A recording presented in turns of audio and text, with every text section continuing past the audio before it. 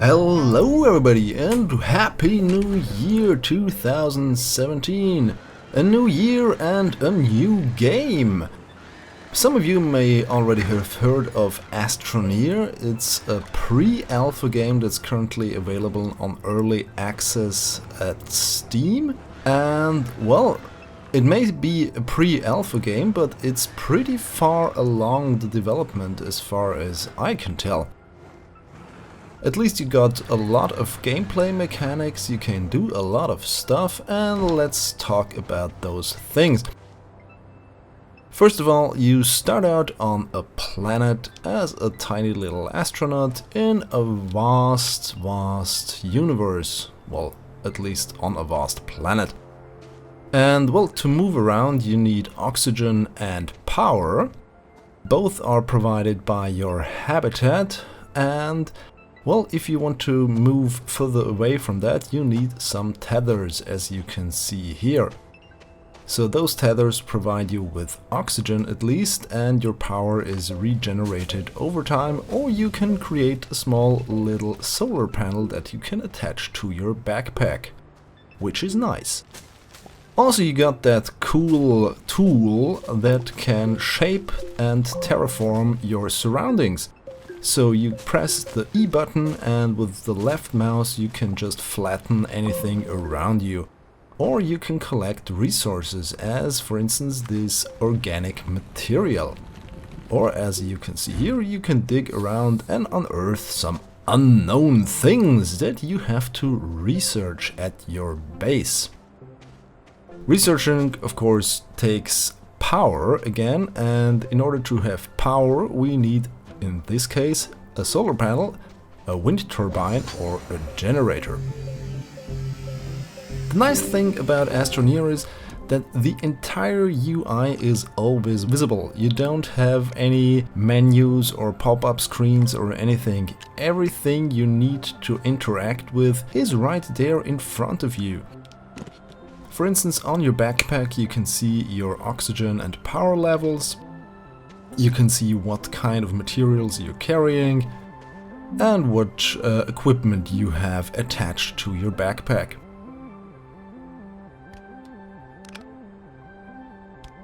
Since the solar panel is not working because, well, there is no sun around, I thought, well, let's build a wind turbine. That will work in the dark, won't it? Well, thing is though, it only works when there is a decent amount of wind, which there is not at the moment. So yeah, I spent 2 units of compound, whatever that compound may be, on nothing. So well, back to the original plan, which is using the generator. This generator you can create on your backpack. Your backpack is equipped with sort of a 3D printer, which is nice. And once you got that, you can attach it to anything that needs power and therefore create it.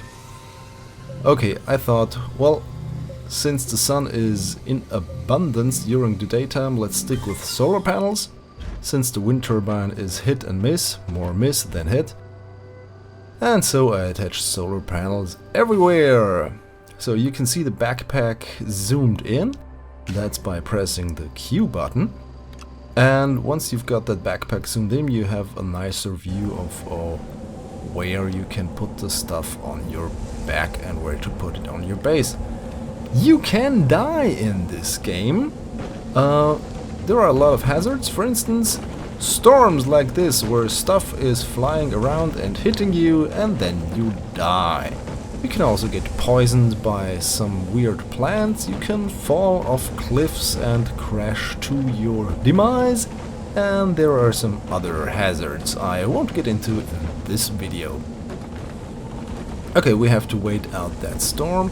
Unfortunately, there is not an option like time acceleration in Kerbal Space Program, so you really have to wait those storms out.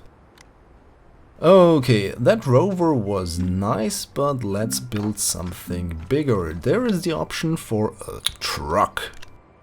So when you start out, you only have, well, limited options of what you can build and what you can do. So you have to gather those unknown things that I've shown you before, research them, and then you get blueprints for newer, cooler stuff. For instance, this truck, or some attachments for the truck, or a bigger spaceship, or some attachments for the spaceship, and so on. You can see me here ordering around my resources because I don't have a lot of storage units yet, and wow, that truck really looks big. Well, compared to that minuscule rover I've used. And once you've rigged it out, then you can roam around nicely and gather resources more efficiently. And of course you don't need tethers anymore, because the truck provides you with everything you need. As you can see here, sometimes you come across some, well, buried technology from a civilization past. Or maybe recent civilization, I don't know. There is not a lot of context to this game. At least none that I'm aware of. Maybe I should scour the forums to find out more. And maybe I should have paid more attention to the attachment points of this rover. Because what I'm doing here is, well, wasting those 2 attachment points in the back that I'm currently ignoring. So yeah, this big truck is great to carry around a lot of stuff, but first let's try to unearth some of that forgotten technology. There you go, this looks like a small spaceship or lander. And with our cool terrain shaping tool, we have unearthed it. And what's inside? Some more resources. There's titanium, which is nice. Some more hydrazine, which we will need later, and some copper, which is good for building. A lot of the resources you can mine on the planet, and some you have to find. I haven't found any, well, resource available for titanium or lithium. Those things are always inside one of those unknown to be researched capsules.